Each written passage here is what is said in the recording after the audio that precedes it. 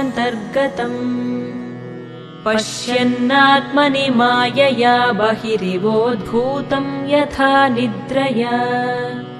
यः साक्षात् कुरुते प्रबोधसमये स्वात्मानमेवाद्वयम्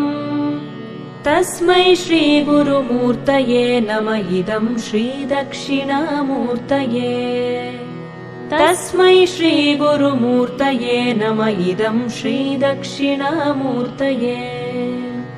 बीजस्यान्तरिवाङ्कुरो जगदिदं प्राङ्निर्विकल्पं पुनः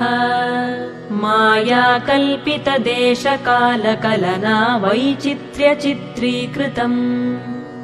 मायावीव विजृम्भयत्यपि महायोगी वयस्वेच्छया तस्मै श्रीगुरुमूर्तये नमः इदं श्रीदक्षिणामूर्तये तस्मै श्रीगुरुमूर्तये नमः इदं श्रीदक्षिणामूर्तये यस्यैव स्फुरणं सदात्मकमसत्कल्पार्थकं भासते साक्षात् तत्त्वमसीति वेदवचसा यो बोधयत्याश्रितान् यत् साक्षात्करणाद् भवेन्न पुनरावृत्तिर्भवाम्भोनिधौ तस्मै श्रीगुरुमूर्तये नमः इदं श्रीदक्षिणामूर्तये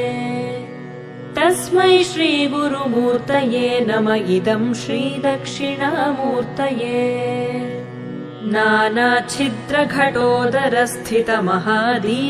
नानाच्छिद्रघटोदरस्थितमहादीपप्रभाभास्वरम् ज्ञानं यस्य तु चक्षुरादिकरणद्वारा बहिःस्पन्दते जानामीति तमेव भान्तमनुभात्येतत्समस्तं जगत् तस्मै श्रीगुरुमूर्तये नमः इदं श्रीदक्षिणामूर्तये तस्मै श्रीगुरुमूर्तये नमः इदं श्रीदक्षिणामूर्तये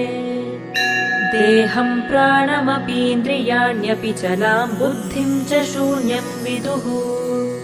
स्त्रीबालान्धजडोपमास्त्वहमिति भ्रान्ता भृशं वादिनः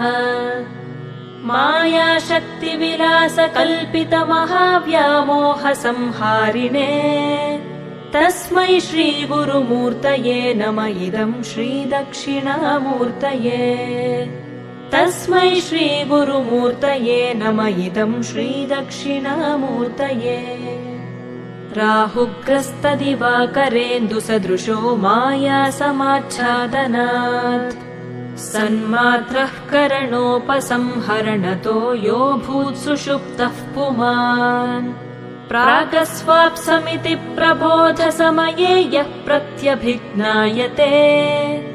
तस्मै श्रीगुरुमूर्तये नमः इदं श्रीदक्षिणामूर्तये तस्मै श्रीगुरुमूर्तये नमः इदं श्रीदक्षिणामूर्तये बाल्यादिष्वपि जाग्रदादिषु तथा सर्वास्वस्थास्वपि व्यावृत्तास्वनुवर्तमानमहमित्यन्तः स्फुरन्तं सदा स्वात्मानं प्रकटीकरोति भजतां यो मुद्रया भद्रया तस्मै श्रीगुरुमूर्तये नमः इदं श्रीदक्षिणामूर्तये तस्मै श्रीगुरुमूर्तये नमः इदं श्रीदक्षिणामूर्तये विश्वं पश्यति कार्यकारणतया स्वस्वामि सम्बन्धतः शिष्याचार्यतया तथैव पितृपुत्राद्यात्मना भेदतः स्वप्ने जाग्रति वा य एष पुरुषो माया परिभ्रामितः तस्मै श्रीगुरुमूर्तये नमः इदं श्रीदक्षिणामूर्तये तस्मै श्रीगुरुमूर्तये नमः इदं श्रीदक्षिणामूर्तये